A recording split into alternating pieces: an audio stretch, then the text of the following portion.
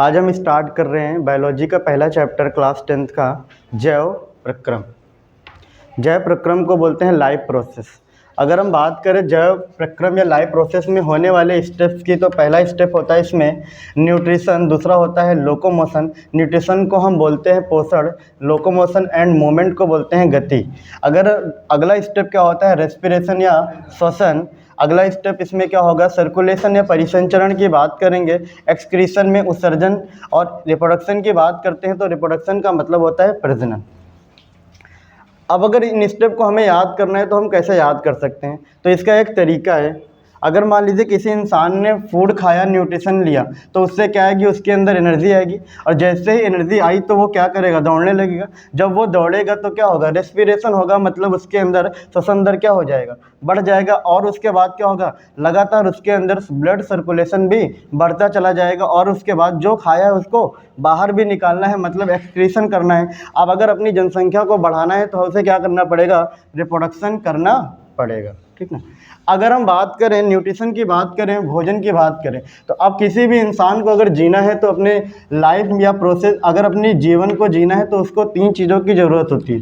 पहला तो क्या, रोटी, कपड़ा और मकान। तो हम इसमें पहला बात कर रहे हैं किसकी, रोटी की बात करें तो रोटी मतलब फूड हो गया। तो अगर हम फूड की बात करते हैं तो फूड मेनली होता है ऑर्गेनिज्म को, अगर हम बात करें फूड के बेसिस पर, on the basis of nutrition, तो ऑर्गेनिज्म को क्लासीफाई किया गया autotrophic mode of nutrition and heterotrophic mode of nutrition. Auto का मतलब होता है स्वपोषी, और हेटरोट्रॉफिक का मतलब होता है विषमपोषी ऑर्गेनिज्म। तो अगर हम ऑटो की बात करें तो इसमें भी 2 प्रकार के होते हैं, एक होते हैं प्रकाश स्वपोषी, एक होते हैं कीमो ऑटोट्रॉफिक, मतलब फोटो ऑटोट्रॉफिक और कीमो ऑटोट्रॉफिक। तो अब ये फोटो ऑटोट्रॉफिक ही होंगे, ये क्या करेंगे, प्रकाश की उपस्थिति में, लाइट की प्रेजेंस में क्या करेंगे, अपने भोजन को बनाएंगे, जो मेनली हमें प्लांट्स में देखने को मिलता है। अगर हम कीमो ऑटोट्रॉफिक की बात करें तो इसमें क्या होगा, ये जो ऑर्गेनिज्म होंगे, कीमो ऑटोट्रॉफिक ऑर्गेनिज्म होंगे, ये केमिकल्स का यूज करेंगे, और यूज करने के बाद उस केमिकल से एनर्जी को प्रोड्यूस करेंगे। ऐसे ऑर्गेनिज्म क्या कहलाएंगे, कीमो ऑटोट्रॉफिक। और अगर हम बात करें हेटरोट्रॉफिक मोड ऑफ न्यूट्रिशन की, तो इसमें 3 प्रकार के, मेनली 3 प्रकार के ऑर्गेनिज्म हैं। पहला है पैरासाइट या परजीवी, जो किसी भी दूसरे ऑर्गेनिज्म के ऊपर भी रह सकता है और उसके अंदर भी रह सकता है। मेनली ये 2 प्रकार का होता है, एक होता है एक्टोपैरासाइट, एक होता है एंडोपैरासाइट। एक्टोपैरासाइट वो ऑर्गेनिज्म होते हैं जो किसी भी दूसरे ऑर्गेनिज्म या होस्ट के शरीर के बाहर होते हैं, उन्हें हम क्या बोलते हैं, एक्टोपैरासाइट। अगर हम इंडोपैरासाइट की बात करें तो इंडोपैरासाइट किसी भी ऑर्गेनिज्म के शरीर के अंदर प्रेजेंट होंगे, जिन्हें हम क्या बोलेंगे, इंडोपैरासाइट। अब अगर हम अगला देखें हम कौन सा, सेप्रोट्रॉफिक मोड ऑफ न्यूट्रिशन की, तो सेप्रोट्रॉफिक में मेनली 2 होते हैं, एक होते हैं सेप्रोफिटिक, एक होता है सेप्रोजोइक। सेप्रोफिटिक वो होते हैं जिसमें अगर मान लीजिए कोई ऑर्गेनिज्म है जो किसी भी प्लांट के ऊपर ग्रो करेगा, उसे हम बोलेंगे सेप्रोफिटिक। अगर वो एनिमल के ऊपर ग्रो कर रहा है तो उसे हम क्या बोलेंगे, सेप्रोजोइक। तो अगर सेप्रोट्रॉफिक में मेनली एब्जोर्टी टाइप ऑफ न्यूट्रिशन होता है, मतलब इसमें क्या करता है, ये मेनली फंजाई में देखने को मिलता है। जो फंजाई होते हैं वो केमिकल्स को रिलीज करते हैं, और रिलीज करने के बाद वो जो फूड बाहर प्रेजेंट है उस फूड को डाइजेस्ट करेगा केमिकल, और वो केमिकल जब फूड को डाइजेस्ट कर देगा तो वो फूड को अंदर इनटेक कर लेगा, जैसा कि हमें फंजाई में देखने को मिलता है। अगर हम बात करें होलोजोइक की बात करें, होलो का मतलब होता है पूर्ण, जोइक का मतलब एनिमल, जो कि पूर्णतः एनिमल्स के थ्रू होता है। जैसे एनिमल्स पहले फूड को क्या करता है, अंदर इंजेस्ट करता है, इंजेस्ट करने के बाद क्या करेगा, वो फूड स्टमक में जाकर डाइजेस्ट होगा, और फिर उसके बाद वो क्या हो जाएगा, एब्जॉर्ब हो जाएगा। तो ऐसा हमें अमीबा और ह्यूमन बीइंग्स में देखने को मिलता है। अगर हम पैरासाइट की बात करें तो पैरासाइट जैसे मलेरियल पैरासाइट प्लाज्मोडियम होता है, तो प्लाज्मोडियम में भी क्या होगा, पैरासिटिक मोड ऑफ न्यूट्रिशन होता है। और अगर हम फोटो ऑटोट्रॉफिक की मेनली डिटेल में बात करें तो ये प्रकाश की उपस्थिति में होगा। इसमें क्या होगा, जो भी प्लांट होगा उस प्लांट की लीफ में क्या प्रेजेंट होंगे, क्लोरोफिल प्रेजेंट होंगे, और ये क्लोरोफिल क्या करेंगे, लाइट को ट्रैप करेंगे, और ट्रैप करने के बाद उसे अगर हम ऑटोट्रॉफिक की बात करें तो इसमें दो प्रकार के होंगे, प्रकाश स्वपोषी और रसायन स्वपोषी। इसमें क्या होगा, जो ये मेनली प्लांट में देखने को मिलता है, प्लांट में प्रेजेंट होते हैं क्लोरोफिल, जो कि मीजोफिल कोशिकाओं में प्रेजेंट होते हैं। प्लांट की पत्ती होती है, प्लांट में जो पत्तियों में सेल्स प्रेजेंट होते हैं उन सेल्स को हम क्या बोलते हैं, मीजोफिल सेल्स या मीजोफिल कोशिकाएं। और इनमें प्रेजेंट होते हैं क्या, क्लोरोफिल। मेनली क्लोरोफिल प्रेजेंट होते हैं क्लोरोप्लास्ट, और ये क्लोरोप्लास्ट गार्ड सेल्स में प्रेजेंट होते हैं, और गार्ड सेल्स में प्रेजेंट क्लोरोप्लास्ट में प्रेजेंट होता है क्लोरोफिल। और ये क्या करता है, लाइट एनर्जी मतलब प्रकाश ऊर्जा को क्या करेगा, ट्रैप कर लेगा अपने अंदर। ट्रैप करने के बाद ये क्या करेगा, CO2 और वाटर के साथ मिलकर CO2 प्लस वाटर क्लोरोफिल की उपस्थिति में और सनलाइट मतलब सूर्य के प्रकाश की उपस्थिति में आपस में मिलकर ये सभी क्या करेंगे, ग्लूकोज का निर्माण करेंगे, और साथ ही साथ ऑक्सीजन भी यहाँ पर रिलीज होती है, और इसे हम बोलते हैं photo autotrophic mode of nutrition. ये मेनली प्लांट्स में देखने को मिलता है। जैसे कि हम बात कर रहे थे प्रकाश संश्लेषण की, तो प्रकाश संश्लेषण या फोटोसिंथेसिस की बात करते हैं तो it is a reduction process. यह कैसी प्रक्रिया है, अपचयन की प्रक्रिया है। इसमें क्या होता है, light energy converted into the chemical energy, मतलब प्रकाश ऊर्जा रासायनिक ऊर्जा में बदल जाती है। प्रेजेंस ऑफ क्लोरोप्लास्ट, यह प्रक्रिया क्लोरोप्लास्ट की उपस्थिति में होती है। अगर मान लीजिए किसी भी प्लांट में क्लोरोफिल या क्लोरोप्लास्ट नहीं प्रेजेंट है तो उस प्लांट में कभी भी फोटोसिंथेसिस नहीं हो सकता। फोटोसिंथेसिस होने के लिए क्लोरोप्लास्ट या क्लोरोफिल की रिक्वायरमेंट होती है। अगर हम बात करें अब, अगर CO2 प्लस वाटर प्लस यहाँ पर अगर हम बात करें तो यहाँ पर यूज होगा प्रकाश, और साथ ही साथ यहाँ पर क्या यूज होगा, क्लोरोफिल। और इसकी उपस्थिति में क्या होता है कि CO2 और वाटर आपस में मिलकर प्रकाश की उपस्थिति में और क्लोरोफिल की उपस्थिति में होता क्या है, CO2 वाटर मिलकर ग्लूकोज का निर्माण करते हैं और ऑक्सीजन बाहर निकल जाती है। अगर हम बात करें ये CO2 एक्चुअल में आई कहाँ से, ये CO2 आई है स्टोमेटा में उपस्थित पोर के थ्रू, स्टोमेटल पोर के थ्रू आई है, रंध्री छिद्र के थ्रू आई है। इस रंध्री छिद्र के थ्रू जब स्टोमेटा ओपन होता है तो इस ओपन होने वाले स्टोमेटा के थ्रू CO2 क्या होता है, वायुमंडल से प्लांट के अंदर इंटर कर जाती है, और ये वाटर के साथ मिलकर प्रकाश की उपस्थिति में, क्लोरोफिल की उपस्थिति में ग्लूकोज बनाती है और ऑक्सीजन को बाहर रिलीज कर देती है। और ये प्रोसेस कैसा होता है, रिडक्शन का प्रोसेस होता है। अगर हमें इसे पता करना है कि ये प्रोसेस रिडक्शन का प्रोसेस तो हमें कैसे जानेंगे। अगर हम बात करें reduction, what is the reduction, reduction में क्या होता है, हाइड्रोजन का जुड़ना या ऑक्सीजन का निकलना क्या कहलाता है, रिडक्शन। तो इस प्रोसेस में एक्चुअल में हुआ क्या है, कार्बन और CO2 आपस में मिले और मतलब CO2 और वाटर आपस में मिले, तो यहाँ पर हुआ क्या, ग्लूकोज का निर्माण हुआ। तो यहाँ पर कार्बन और ऑक्सीजन तो पहले ही प्रेजेंट थे, और यहाँ पर क्या आ गया, हाइड्रोजन। तो इसका मतलब हाइड्रोजन यहाँ आकर जुड़ा है, इसका मतलब ये कैसा प्रोसेस है, रिडक्शन का प्रोसेस है।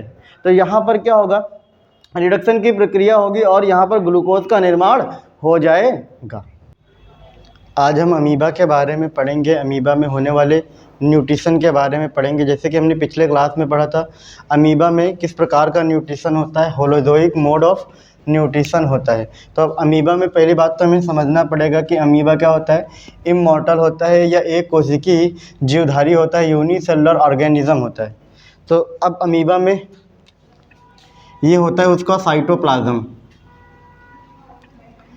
जिसे हम हिंदी में क्या बोलते हैं, कोशिका द्रव्य।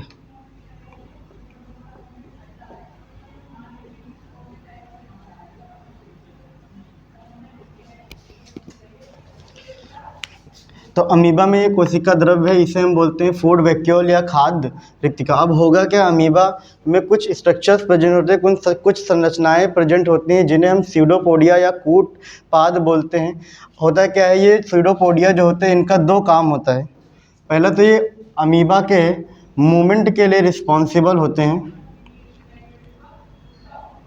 और दूसरा फूड को इनटेक करवाते हैं। तो अब क्या होगा, अगर मान लीजिए अमीबा के सामने फूड आएगा तो अमीबा क्या करेगा, अपने स्यूडोपोडिया के सहायता से ये मूव करेगा और ये फूड की तरफ मूव करता हुआ चला जाएगा। अब इस कंडीशन में क्या होगा कि जब ये फूड की तरफ मूव करेगा तो इसके सीडोपोडिया क्या होंगे, बाहर निकल आएंगे और इस फूड को क्या कर लेंगे, इनटेक कर लेंगे। क्या कर लेंगे, इनटेक। अब क्या होगा, अब ये फूड को जब ये इनटेक करेंगे तो क्या होगा, फूड कहाँ है, अमीबा के साइटोप्लाज्म में आया। अब होगा क्या, ये फूड धीरे धीरे कहाँ मूव करेगा, फूड वैक्यूल में मूव करेगा और मूव करने के बाद अब यहाँ पर क्या होगा, फूड का डाइजेशन हो जाएगा।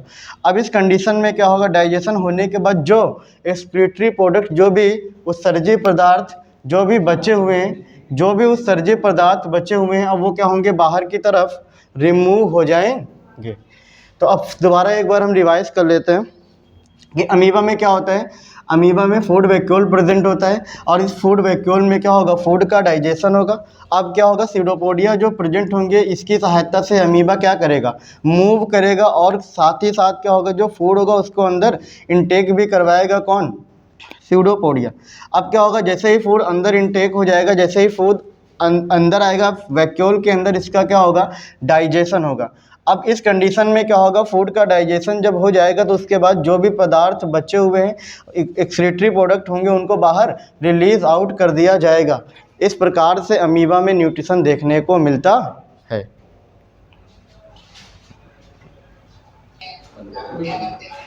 तो पहले हमने पढ़ा था अमीबा में न्यूट्रिशन के बारे में। अब हम किस में पढ़ने जा रहे हैं, ह्यूमन बींग्स में किस प्रकार से न्यूट्रिशन होता है। पहले उनके कुछ स्टेप्स के बारे में हम पढ़ेंगे। जैसे अगर हम ह्यूमंस में न्यूट्रिशन की बात करें तो उसमें कुछ स्टेप्स होते हैं। पहला स्टेप्स क्या है, इंजेशन। मतलब अगर हम फूड को अंदर इनटेक करेंगे, उस प्रोसेस को हम क्या बोलेंगे, उस स्टेप को क्या बोलेंगे हम, इंजेशन या अंतर्ग्रहण। अब जैसे ही फूड पार्टिकल्स अंदर आएगा एलिमेंट्री कैनाल के थ्रू, एसोफेगस के थ्रू, तो क्या होगा, अब स्टमक में आने के बाद उसका क्या होगा, डाइजेशन होगा।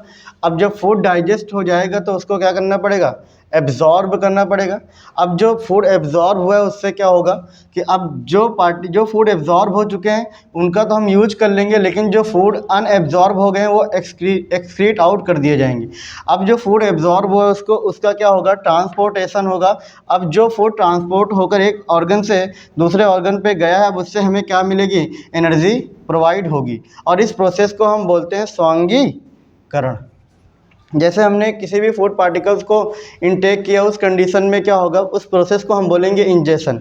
अब जैसे ही ये फूड एसोफेगस के थ्रू, ग्रास नली के थ्रू स्टमक में जाएगा और स्टमक में जाने के बाद ये क्या करेगा, स्टमक में इसका डाइजेशन होगा, इसका पाचन होगा। अब ये जो बड़े बड़े पार्टिकल्स हैं उनको छोटे छोटे पार्टिकल्स में तोड़ लिया जाएगा। अब जो ये फूड आया है स्टमक में, अब इसमें कुछ फूड होगा जो डाइजेस्ट नहीं होगा और कुछ ऐसा फूड होगा जो अनडाइजेस्टेड होगा। जो डाइजेस्ट हो चुका है उसको क्या करवाया जाएगा, एब्जॉर्ब करवाया जाएगा।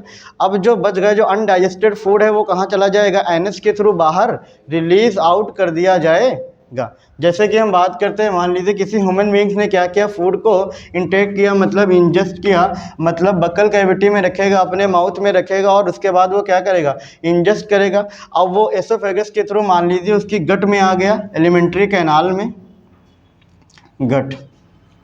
अब क्या होगा, इसके अंदर फूड का क्या होगा, डाइजेशन होगा। अब जब ये फूड डाइजेस्ट होने के बाद क्या होगा, अब इसका एब्जॉर्प्शन हो जाएगा। अब जैसे ही एब्जॉर्प्शन होगा तो इसको कहाँ भेजा जाएगा, किसी दूसरे ऑर्गन के पास भेज दिया जाएगा। इसे हम बोलेंगे ट्रांसपोर्टेशन।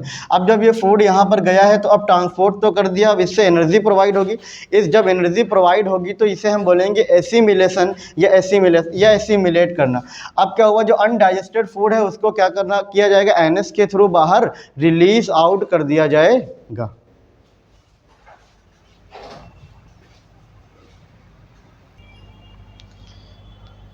तो हम स्टार्ट करते हैं आगे। जैसे हमने पहले वीडियो में पढ़ा था कि अमीबा के बारे में न्यूट्रिशन, फिर एनिमल्स में किस प्रकार से न्यूट्रिशन होता है, कौन कौन से स्टेप होते हैं। अब हम पढ़ने जा रहे हैं डाइजेशन के बारे में, किस प्रकार से डाइजेशन होता है, जो कि न्यूट्रिशन का एक स्टेप है। तो अब देखते हैं, हम डाइजेशन की बात करते हैं, डाइजेशन इन ह्यूमंस।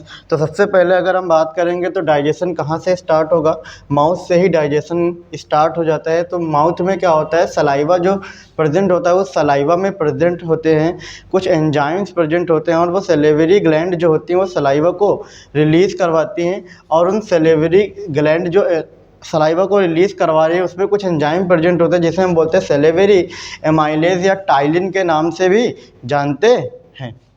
अब होगा कि जैसे ही फूड आएगा माउथ में, तो माउथ में आने के बाद क्या होगा, उसका डाइजेशन स्टार्ट हो जाएगा। आपके माउथ में जो होता है वो 30% जो स्टार्च है, 30% स्टार्च जो है वो माउथ में ही डाइजेस्ट हो जाता है। अब होता क्या है कि यहाँ पर कुछ और भी एंजाइम प्रेजेंट होते हैं, जैसे लाइसोजाइम। ये लाइसोजाइम की एक्टिविटी होती है एंटीबैक्टीरियल, जो जीवाणु को नष्ट कर देती है। दूसरा, अगर हम तीत को देखें तो तीत में क्या होंगे, जो मेनली तीत होते हैं वो किस लिए होते हैं, फॉर चेइंग, मतलब चबाने के लिए होते हैं, किसी भी फूड पार्टिकल्स को चबाने के लिए होते हैं। अगर टंग की बात करें तो टंग मेनली किस लिए होती है, वो किसी भी फूड का टेस्ट लेने के लिए या उसका स्वाद लेने के लिए जो हमारे माउथ में प्रेजेंट होती है वो क्या होती है, तीत होती है। और उसमें कुछ टेस्ट बड्स भी प्रेजेंट होते हैं, कुछ रिसेप्टर्स प्रेजेंट होते हैं, और ये क्या करते हैं, वो रिसेप्टर्स उस टेस्ट को पहचानते हैं, और जिसकी वजह से हमारे ब्रेन को मैसेज मिलता है और हमें वो टेस्ट का अनुभव होता है। जैसे हम दोबारा एक बार फिर से पढ़ लेते हैं। ऐसे माउथ में क्या होगा, जैसे ही फूड पार्टिकल माउथ में आएगा, अब होगा क्या, वहाँ पर 30% या मेनली 30% स्टार्च का या स्टार्च का डाइजेशन वहाँ से प्रारंभ हो जाता है, और सलाइवा सिक्रीट होता है, जो सलिवरी ग्लैंड जो होती हैं वो सलाइवा को सिक्रीट करती हैं। और यहाँ का जो मीडियम होता है वो स्लाइटली एसिडिक होता है, मतलब थोड़ा सा अम्लीय होता है। और यहाँ पर जो एंजाइम होता है उसे हम बोलते हैं सलिवरी एमाइलेज या टाइलिन। और लाइसोजाइम भी प्रेजेंट होता है, जो एंटीबैक्टीरियल नेचर का होता है, और तीत जो होते हैं वो भोजन को चबाने के लिए होते हैं, फॉर मेनली मेस्टिकेशन के लिए होते हैं, और टंग जो होती है वो टेस्ट के लिए। यहाँ पर कुछ टेस्ट बड्स भी प्रेजेंट होती हैं। मेनली यहाँ पर ना तो प्रोटीन का डाइजेशन होता है ना फैट का डाइजेशन होता है, सिर्फ और सिर्फ माउथ में स्टार्च का ही डाइजेशन होता है।